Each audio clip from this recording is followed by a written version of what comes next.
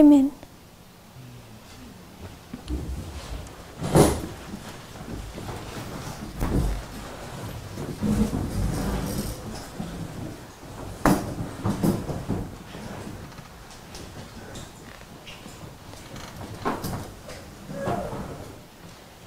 So we have quite quickly gone through this history of Adramyttium. It's verses 1 to 5.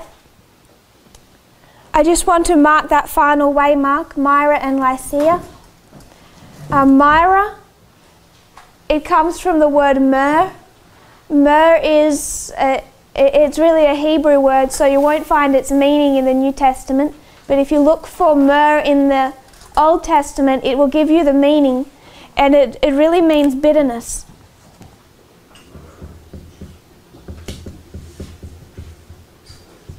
You have this concept of bitterness. Lycia has a couple of meanings, all of which are quite interesting. I don't understand the meaning of all the different concepts that come into this word. But if you were to go down to the root word, it means light, bright, brilliant from whiteness, and this is in the Thayer's dictionary. It's as the colour of whitened grain at harvest time. So what concept is Lycia giving us? This concept of harvest. It's actually a colour. It's not just white. It's actually like a golden glistening white of the grain you would see at harvest. And this becomes interesting when we also do the line of Pyrrhus. And we come down to the end of Pyrrhus's line, and we're given, this is a separate when we do Pyrrhus.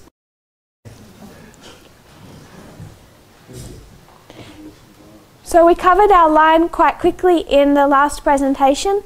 It's the first 5 verses of Acts 27, and we went from Caesarea, Sidon, Cyprus and Myra.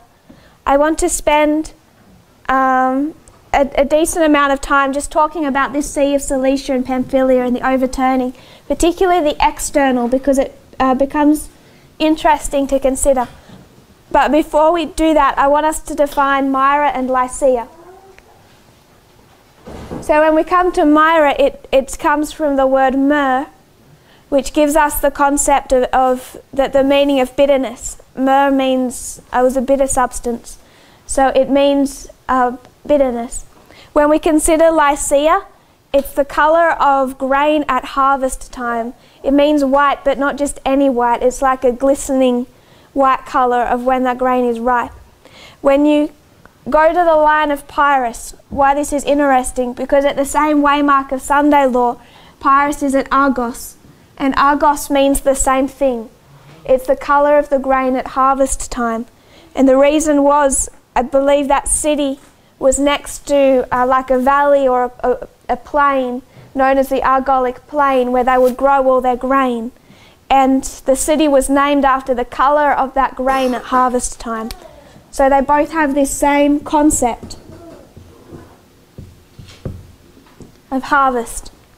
It also has the concept of a predator, which becomes interesting when we consider Brother Tyler's, what he's discussing about predator beasts and the prey beasts. It also means a wolf in the predator kind of sense for its violence. But I particularly want to mark the harvest there, and we also mark the harvest of the world from Sunday law, the Nethinims from Sunday law to Daniel 12:1. So I want to rub out, I'll probably redraw it later when we go through our lines, but I just want to rub out this section for now, just so we have some room that we can look at what this is saying. But you have this ship that from the time of the end, 1989, represents the United States and Adventism. And we know that we already know and we already teach that between Panium and the Sunday law, The United States falls. The United States falls as the sixth kingdom, and what rises is the seventh. So when we come to this history for the ship, it's the Sea of Cilicia and Pamphylia. So you see an overturning, and what is coming up is a nation made up of every tribe. What I want us to there's an internal application as well when we come to Adventism, but first of all I want us to consider the external. If this is the United States falling in this history, so the sixth kingdom, what does the sixth kingdom look like? It's the United States. What's the seventh look like? What do we tend to call that? There's a phrase. It's not actually a biblical phrase, but it's one that we have in years previously used often. League of Nations, modern Rome. There's another phrase. 10 kings. Sorry? Confederacy.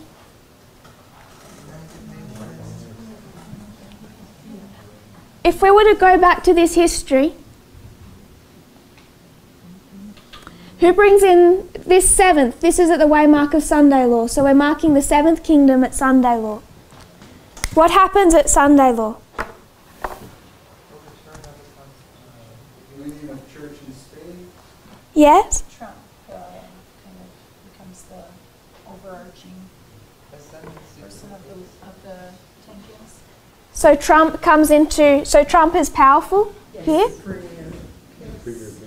Because the U.S. is the supreme. Who brings in the Sunday law? The United States. And then who enforces it? And enforces its spread. So is the United States more powerful in this history or in this history?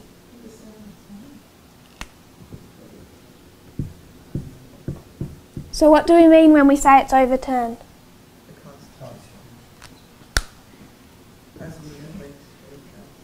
So this is where it gets interesting to consider, because we know that we're considering the Constitution in this history and the changes.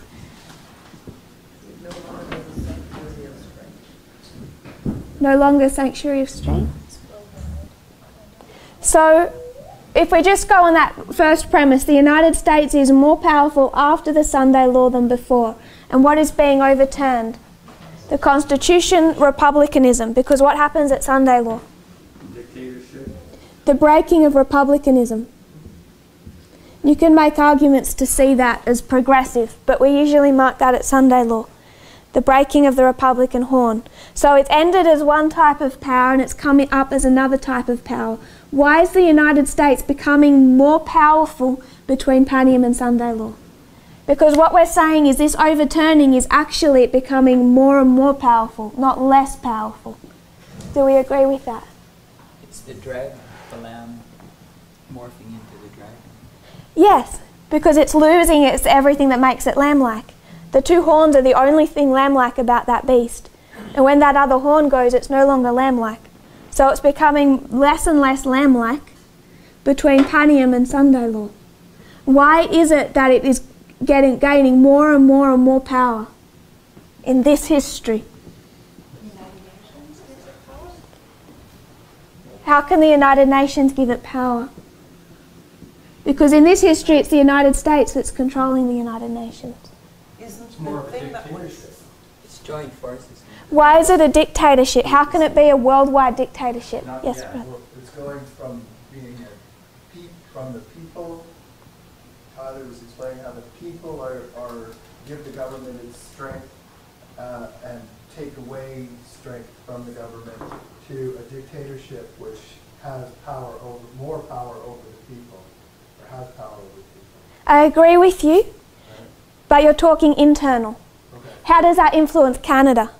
Because Canada, you're fairly liberal. Why would you bring in a Sunday law? Because they're being a bully. all the world. What gives them the power to now be a bully? They're Sanctions. Economics. Why can't they do that in this history as well? Why can they do it now? Because they have that economic power now, but they still don't have the ability to force the way they can in this history if they're going to force the world. The mindset of the people with the Constitution is not allowing them. When something happens, they will give all that power to say, do what you have to do to protect us. The Constitution is impacting them internally, but why externally? Because they would have given it up for protection. They're going to become a persecuting power at that point. Yes, they will be. Yes, because what is holding them back here? How many superpowers are there? Two superpowers. What happens between Panium and Sunday? It's only one. What happens at Panium? Russia's done. The King of the South. He's done. What happens to the King of the South? He's dead. Is he dead? Wow. But he has no more power. He gets his deadly wound. So what waymark is this? At Panium? Yes, sorry, that's a wrong question. If we were to see this before in our history, what waymark would it be? 1989. The winds were blowing softly. So 1989, the King of the South is defeated, but is it done? When is it done? At Panium? Sunday. No, Here. So between 1989 and 91, what's happening to the King of the South? It's falling. 1989, it's not. 1989, the Soviet Union is still united. It's a progressive fall. So prior to 1989, how many superpowers are there? From 1989 to 91, what happens? It goes from 2 superpowers to 1 superpower. So right now, if we were Venezuela, and Donald Trump wants their, I don't know if you would call him, I guess a president, if he wants their president to be overthrown, what happens? sanctions and a call for it. Donald Trump tries to overthrow their leadership, and who does that president hide behind? Putin. So he goes to the King of the South and he says, America's trying to bully me and change my sphere of influence so that there's a leadership that supports the United States. And Putin he has troops on the ground in Venezuela, he has cargo ships sending them oil and all the materials to continue production. He has economically and physically propped up that government. Venezuela's hiding behind the King of the South. Syria. Who's keeping Assad in power? There's a video where it was fascinating. When Vladimir Putin visited Syria, he walks out like a strong man. He does this, I don't want to copy it because it's embarrassing, but he does this kind of swagger, strut.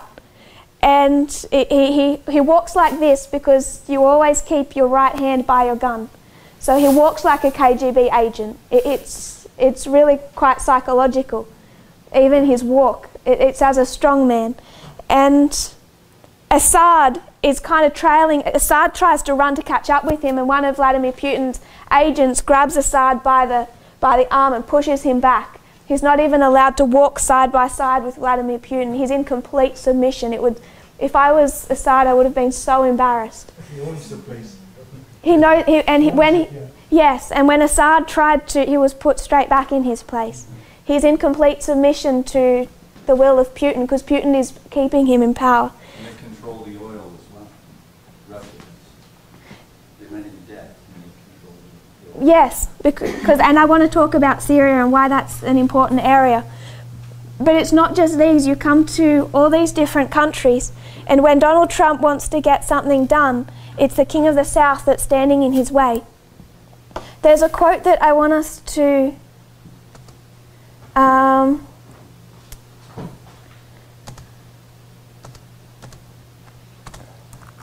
We're going to go through this history as well. I just want to reference it. This was in September last year. Donald Trump released the National Cyber Strategy. We're going to discuss that, but he makes an interesting statement. This is Donald Trump writing. He says, "The rise of the internet and the growing centrality of cyberspace to all facets of the modern world corresponded with the rise of the United States as the world's only superpower." What period of history is he talking about? After the summer. No, he's going backwards. He's talking about the rise of the internet and the growing centrality of cyberspace. When did that happen? 1989, the World Wide Web is invented. There's a paper written about it. 1990, it's created. 1991, it's released. This is our increase of knowledge externally. It's first the suggestion, then the creation, and then the release of the World Wide Web. It's one of the threads we can trace through all of our waymarks. So what Donald Trump is saying is that this history, 1989 to 91, he words it as the rise of the internet and the growing centrality of cyberspace. And he says that 1989 to 91 corresponded with the rise of the United States as the world's only superpower. Because what else happened in 1989 to 91? The fall of the Berlin Wall and then the progressive fall of the King of the South. He's actually brought together the two concepts of the World Wide Web and the information age. He's brought together the fall of the Soviet Union with the rise of the United States as the world's only superpower. So what happens between Panium and Sunday Law? It's the rise of the United States as the world's only superpower. And it's interesting that he would choose to remind us of that in that cyber strategy. So if we were to go, what time do we finish, sorry? I lost track.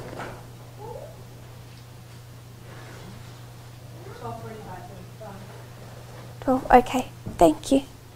So if we were to go back to this history of 1989 to 91, what should we see? We should actually see the exact same thing that we're going to see, but from Panium to Sunday Law. It's already happened. It already happened in this history. But what happened after 1991? After 1991, you had two powers come back. First of all, Islam. And then the King of the South. Both of them came back and stopped what was developing in this history, because otherwise the United States could have been the seventh from here. Can we see that?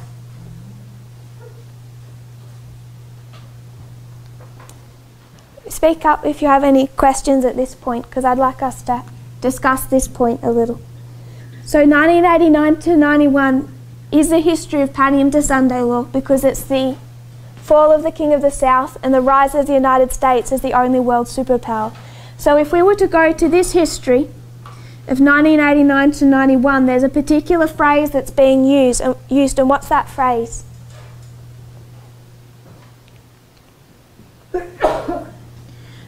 We would talk about it as the New World Order. This is the phrase I want us to consider. Who began to speak about the New World Order? No. 45. It began in years previously, but in this history, who's introducing the phrase? No. Gorbachev. This is something Gorbachev introduces, and this is what I want us to consider when we consider what this looks like. What's happening to Gorbachev's empire? It's falling out from underneath him. So to try and stop him losing all global influence, he starts to try and introduce the idea that we should have a new world order. And he particularly starts this in 1988 when he can see the fact that his country is is rapidly losing global influence. So the first thing I want us to see is that this phrase comes from Gorbachev.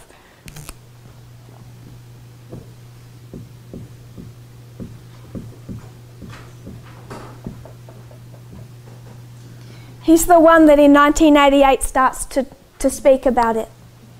In 1988, he actually makes Reagan and George Bush extremely uncomfortable with his use of this phrase, and I think George Bush actually wrote about it in a book of how uncomfortable he was, because what's Gorbachev's idea of the New World Order? Communism's falling, he's embracing capitalism, he needs another way to make sure that he's not bullied by the United States.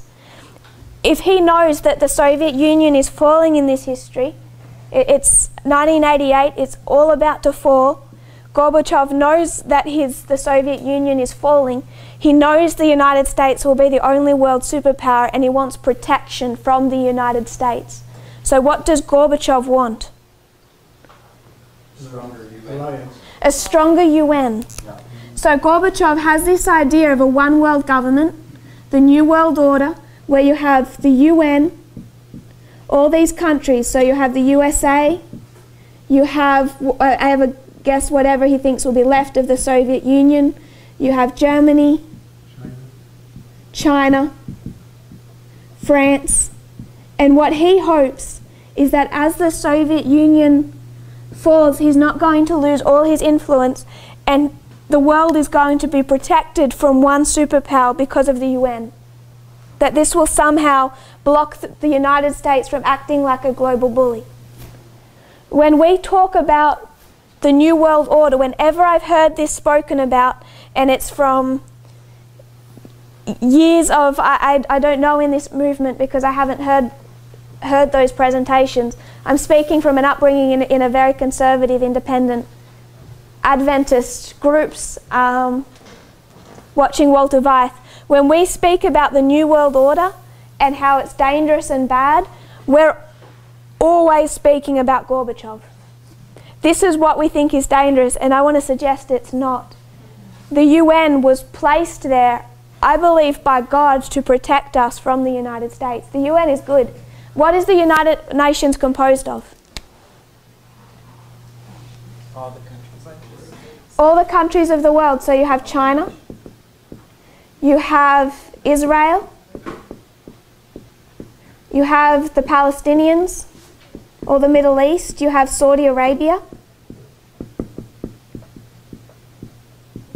you have Ukraine,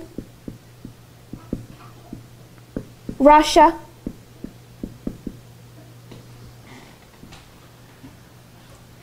Mexico, USA, UK, Canada. How much of these get along? And yet we think they have some type of secret agenda where they're all friends behind the scenes and the UN is going to come together in one world government.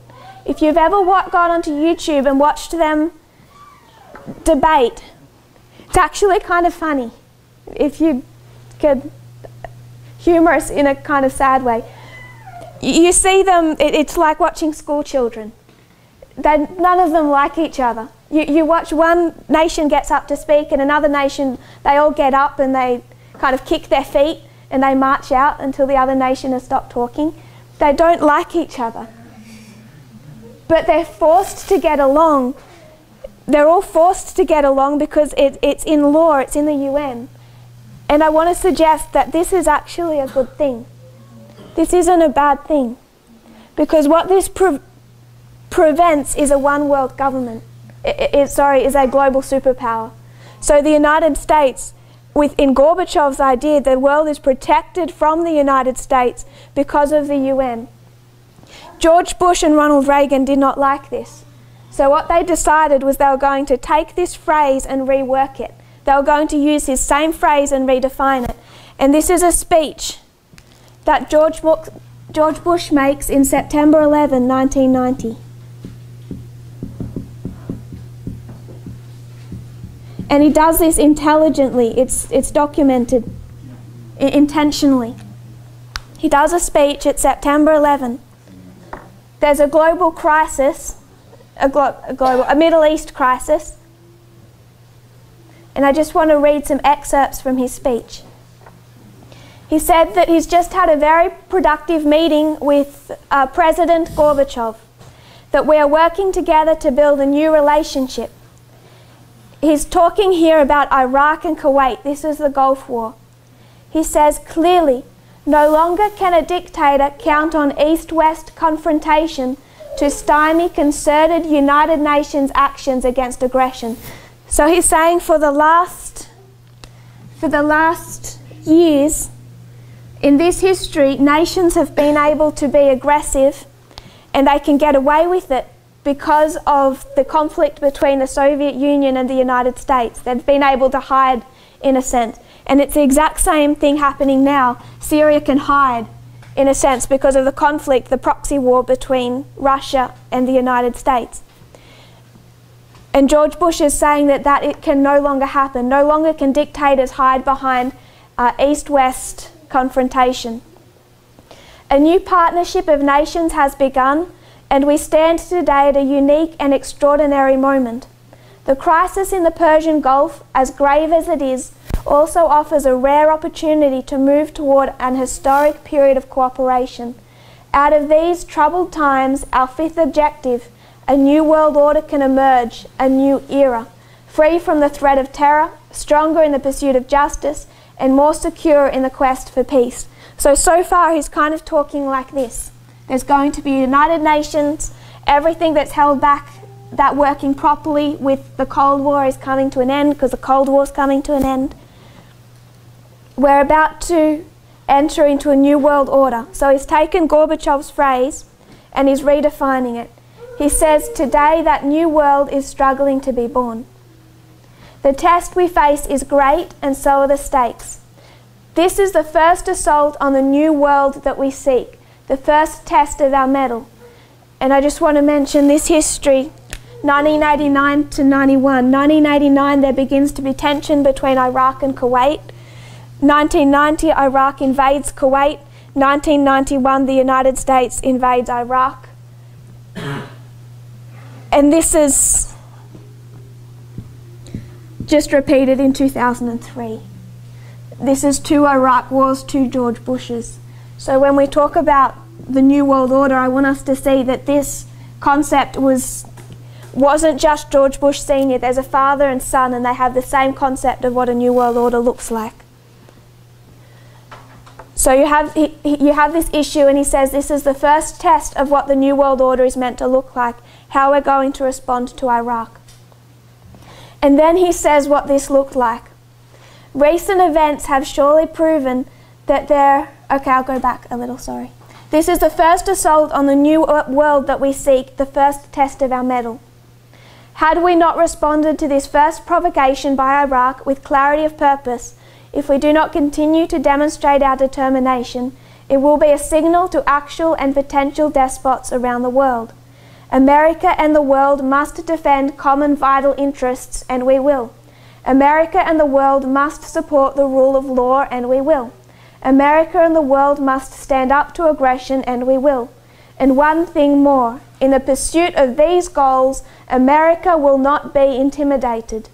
Recent events have surely proven that there is no substitute for American leadership. What did he just say? There will be only one. He completely takes Gorbachev's argument and he rephrases it. And what he has is a UN, and he says the way it was originally designed to be. And you can have all kinds of countries. They don't have to get along. China and France and Canada and Russia, they can all be part of this UN as long as you understand who the leadership is. So what he does is he takes Gorbachev's concept of a new world order and he reframes it and says this is what it's going to look like. This is George Bush Sr. And George Bush Sr., to demonstrate this, he invades Iraq in the Gulf War, and what they do in that war is despotic, to put it mildly. They actually said, they warned Saddam Hussein, we're going to take your country back to the pre-industrial age. It's a fully industrial country. And they intentionally went in. They brought it down to, after the Gulf War, it was only able to come back to 4% of the power output that it had before as far as the electricity system.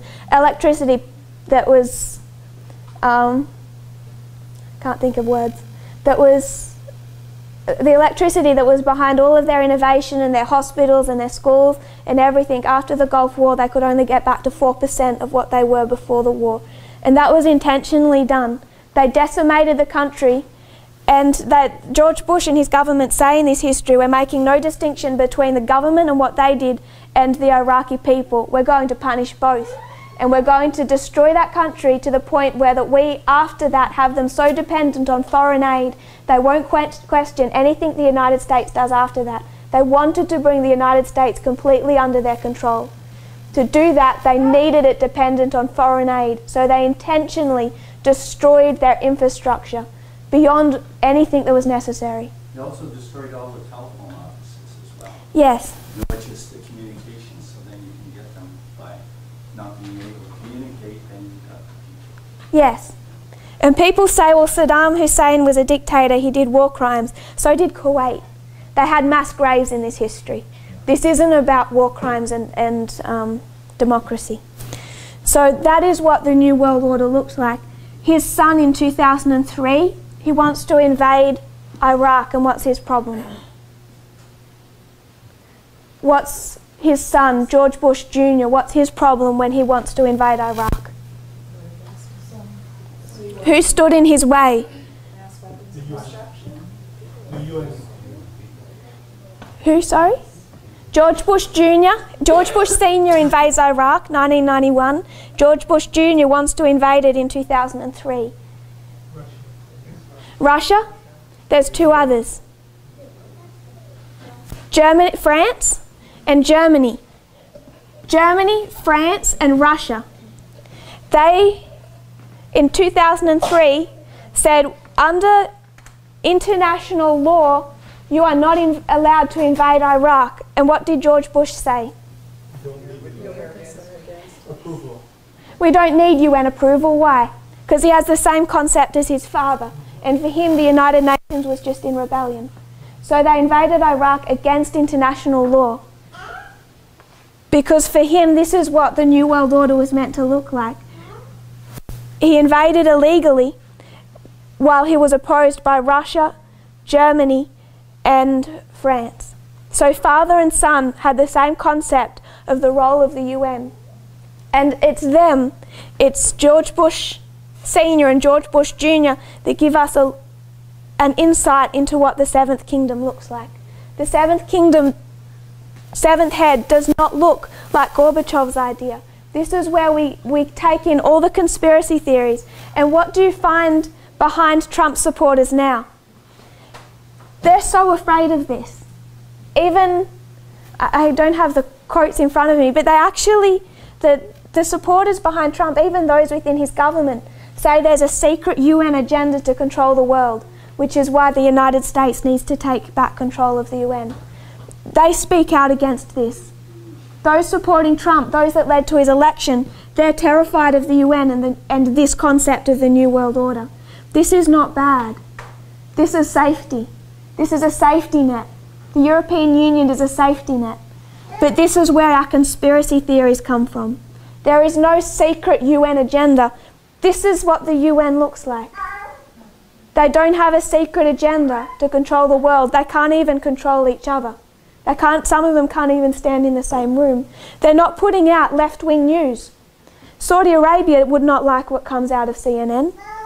Russia certainly doesn't like it. The Palestinians don't like it. The Israelis don't like it. The Chinese don't like it. They're not putting out left-wing news. If anything, they like the right-wing. But they do not have a news stream that they're putting out. We have so many conspiracy theories tied to the role of the UN. It isn't something to be feared, it's something that was designed to protect us. And what we see from 1989 to 91 or from Panium to Sunday law, from the sixth head to the seventh, is not Gorbachev's idea. It's the concept of George Bush. And it's the United States as a dictatorship over the UN. So when the United States wants a Sunday law, whatever that looks like, China will implement it. Saudi Arabia, Palestine, Russia, all these countries that hate them will implement it because you're fighting the only global superpower. There's no longer anyone else to hide behind. So you're forced. Some will follow just like internally. Some obey in the head, some obey in the hand. You want to look at what's happening with Brazil. Some of these countries, they have populist right-wing leaderships coming up. They will obey willingly, their governments. Other governments are not following. If you still have a liberal government in Canada, they might be forced by the hand, whether that's economic or in a different way, where they just don't have a choice. But we need to understand the concept of what the seventh head looks like, the difference between Gorbachev's model and George Bush's model. And the majority of all the conspiracy theories we have about the UN come from this model, and it's a good model.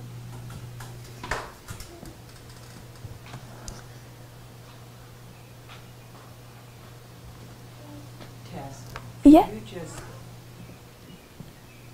bring in the occultic side of the things, and the dragon power and so on. Just where does that figure in terms of the New World Order? And obviously, conspiracy theories, Walter Pike, very big into the occultic influence there that the UN. So What's the question? the question is, what about the religious side of the UN, the kind of occultic side? How I see it is they have their circle, and in this circle they have Hinduism, and they have Islam, and this is kind of isn't this what they've got beneath? And they have Buddhism, all these different things. And they're all kind of come together. What's wrong about this? Nobody's right and everybody's right. Is that a bad thing?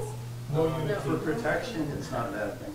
This is a good thing. Yeah. This is what we want under the Constitution. What does the United States want? Freedom of religion. Freedom of religion. You can be Hindu, Islam, Buddhist, Seventh-day Adventist, as long as what? As long as you're under Protestantism. This is what it looks like in the United States. This is what they're trying to bring about. As long as you fit this model, as long as you come under our control so you can do what you want, but you need to follow our beliefs, our morality. You have to look like us, dress like us, practice like us, speak our language. As long as you can do that, then sure, but you come under our leadership. This part of the UN, morally, we don't agree with any of these religions. But for protection, it's good, because then we can put in here Seventh-day Adventists. And that's safety, because this is freedom of religion. Everyone gets their own piece of the pie. If you want to practice Hinduism, you have freedom. If you want to practice Sabbath keeping, you have freedom. It's when we come into this model, you lose all your freedom. In this model, countries might not be able to do everything that they want, like invade Iraq, but it's safety. This is not safe. This is not safe. So, sorry? Isn't that what Rome has gone to as well? Yes. Where you can remain whatever you are, Yes. but as long as you come under. Yeah. As long as you think like us and act like us. And it's become quite a political, their message has become quite political as they try to take over the government. So, when we look at the Sea of Cilicia and Pamphylia, we see the overturning, and this is a nation made up of every tribe. So what's coming up is the UN, but what that looks like is this, because at Sunday law the United States is more powerful than it was before, and it's more powerful because the other world superpower has fallen. And we've already seen that in our reform line from 1989 to 91, but God was really good to us, and they still had two restraints that were going to make sure that this didn't progress too quickly. So we find Islam and the King of the South both come into history, and they start to hold back the United States from from fulfilling its full purpose. We've described what the UN looks like, and these conspiracy theories of Walter Weiss, they're really conspiracy theories that you find within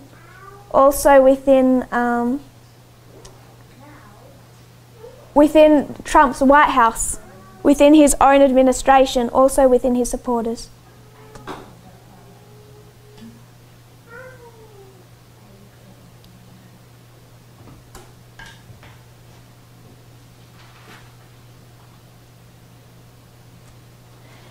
This is just, I think this might be this was all written also about in the New York Times in that history. Trying to find the source for this one. But it's an interesting statement. I'll try and find the source later. A pivotal point came with Bush's September 11, 1990 speech toward a new world order. It's a commitment to US strength. The Gulf crisis was seen as a reminder that the US must continue to lead and that military strength does matter, but that the resulting new world order should make military force less important in the future. A very few postulated a bipolar new order of US power and United Nations moral authority. The first is global policeman, the second is global judge and jury. The speech was indeed pivotal, but the meaning was hidden. The main point is the following. It had been assumed that the old bipolar, two-power world would beget a multipolar world. The immediate post-Cold War world is not multipolar, it's unipolar. So it had been assumed that you would go from two to many under the United Nations. But you could immediately see after the end of the Cold War, it didn't go from two to many, it went from two to one. And that's what we see from Panium to Sunday law. We already have in history an example of what the seventh head looks like.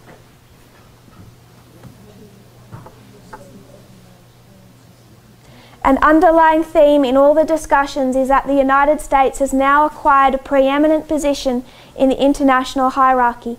This situation has developed because of the precipitate decline of the Soviet Union. Bush himself has indicated that it is the new relationship with Moscow that creates a possibility for his new order.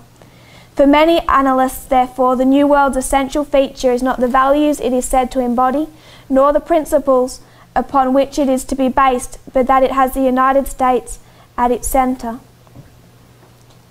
So it was quite spoken of in that history that this is what George Bush was bringing about. So when we see these crises, even we can see it in the Gulf War, but it's not a coincidence that you have two George Bushes and two Iraq wars. And I just want to make the statement, both of those wars were brought about by disinformation. For George Bush to invade Kuwait, what did they say? That's Iraq. Sorry, that was two Iraqs, that's gone wrong. For the first one, when they invaded Iraq in 1991, what did they say? It's 1991 and they made the claim that Iraq was about to invade Saudi Arabia. There's no evidence ever been released to back that up. The other thing they said was that the Iraqi soldiers were going to hospitals and taking the babies and throwing them on the floor and killing all the babies.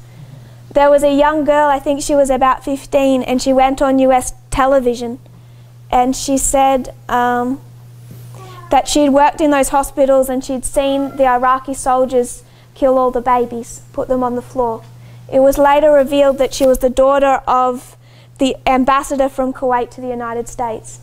The ambassador from Kuwait, he trained up his daughter. She was the daughter of the ambassador. She went on television, on American television, pretended to be a crying, damaged victim of Iraq's invasion, and she made up these stories that had been fed to her about the babies. It was all built on a lie. And because of those stories being shared through the US media, George Bush was able to persuade the people that they needed to invade Iraq because he made the people afraid and angry. This first Iraq war was brought about by disinformation. What about the second? Weapons of mass destruction. What's happening right now? What's Iran doing? Iran just apparently hit some oil tankers and shot down a drone, and the United States is saying, look what Iran did, and what did the EU say to the United States? No, this time you need to prove it. We've been here before. They've lost some credibility. So we need to be able to question. I just want us to see the connection between these two invasions. Both are built on disinformation, both are a George Bush father and son, and both are an Iraq war. And both of them show us what the New World Order looks like. Sometimes the UN might follow in the mind, sometimes it might follow in the hand. Because like in 2003, George Bush says, you're either with me or against me. In 2003, the opposition of Russia, France and China held no authority with him. So I want us to consider how this impacts our conspiracy theories when we talk about the United Nations. It does have a occult kind of base. It has this concept of all the religions coming together, and some of them are quite pagan. A lot of it is paganism. But that in itself is not a bad thing. That's protection for us. Just like all of these nations coming together is protection for us. This is the EU. And what do populist leaders want to do to the EU? What does Steve Bannon want to do to the EU? Destroy it. Why? Because if you're a populist, right-leaning leader, the EU is a restraint on your power. So they need to either destroy it or take it over and control it. They're trying to do one or the other. The EU is not a bad thing. It has kept us safe for decades. We have this concept, and I want to say it's wrong, that what we have to fear is globalists. And this comes into 2016, and we're looking at Clinton, and we're worried because she's a globalist. She's this and this. And we're worried about Clinton because of globalism. Globalism is not what brings about the Sunday Law. Globalism is safety. There's nothing wrong with globalism. What we needed to fear was populism. Populism is what brought about Adolf Hitler and Mussolini. Populism is what brought about Donald Trump. It's not globalism, it's populism. And populism requires the breakdown of this type of structure. So when we talk about the globalists and George Soros and the Rothschilds, so much of that is fed from conspiracy theories. I think the richest Rothschild currently is around the 1,400th richest person in the world right now. And yet we're still carrying on conspiracy theories, and those conspiracy theories were created in the late 1800s and the early 1900s because they were Jewish and it was anti-Semitism. Our conspiracy theories are based in racism. You can bring that back to our reform line, 1979. It keeps coming back to the same type of theme. Conspiracy theories are intimately linked with racism and sexism. We don't have anything to fear from the George Soroses and the Rothschilds. What fed that is conspiracy theories, and it's those conspiracy theories that fed the movement that elected Donald Trump. So why are they feeding into Adventism, and why are they feeding into this movement? It's because we're drunk on the wine of apostate Protestantism.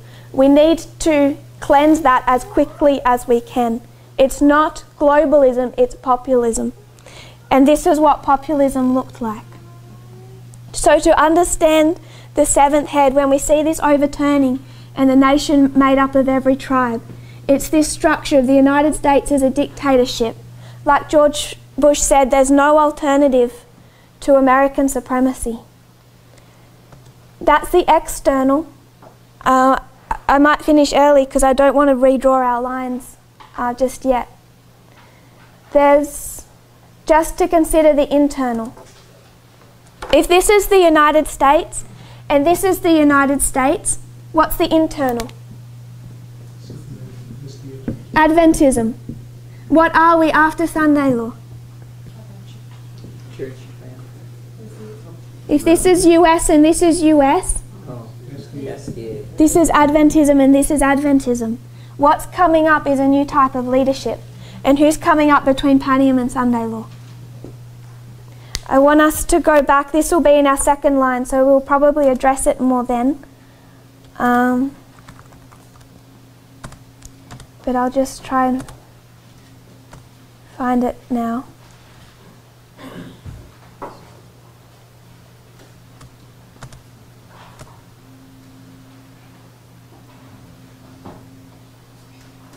This is ML 334.1.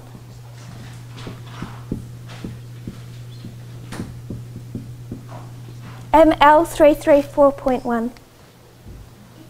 I want to skip 334 point, sorry, point 4. 334.4.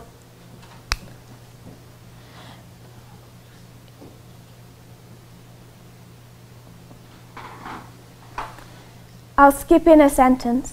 The same hope and cheerfulness, she's speaking of Paul, is seen when he is upon the deck of the ship, the tempest beating about him. So this is in the second ship of Alexandria. But if we were to put it on a reform line, it's between Panem and Sunday law. We're in the same history on the line of the second ship. The same hope and cheerfulness is seen. The tempest beats around him. The ship is falling to pieces. The ship is Adventism. He gives orders to the commander of the ship and preserves the lives of all on board. Although a prisoner, he is really the master of the ship. So what is that saying?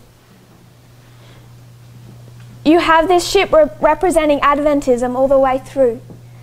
It's Adventism before, based on the United States. We can also see it's Adventism after, but who's the boss? There's a change in leadership. And what begins to rise up in this history between Panem and Sunday law is Adventism under a new leadership. It's this movement. We're still Seventh-day Adventists. Seventh-day Adventism itself doesn't end. The institutions come to their end. The institutions of the United States fall here, and the institutions of Adventism end here. But the United States itself is still a power. Adventism is still a power, but you start to see a change in it. The change in the leadership becomes visible. Paul becomes visible in this history as the leadership of the church. When we go to Adventists, because we're bringing in Levites in this history, what are we saying to them? We're still Seventh-day Adventists. We accept Ellen White, all of that. Adventism, Seventh-day Adventism itself hasn't ended, it's your leadership. You need to stop following the conference structure. You need to follow this movement because they have rejected the prophetic messages. We're repeating the history of Christ. So this is Adventism and this is Adventism.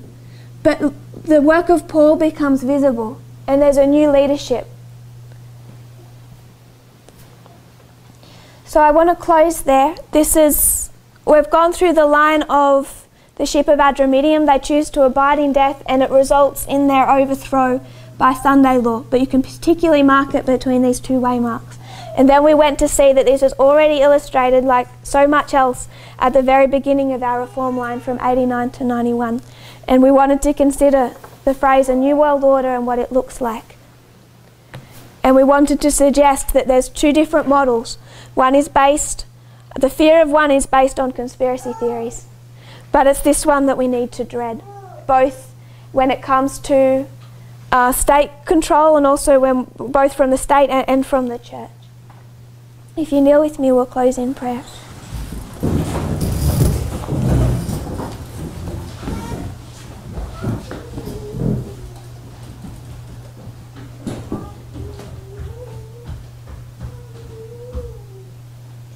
Dear Father in heaven, thank you, Lord, for our blessings.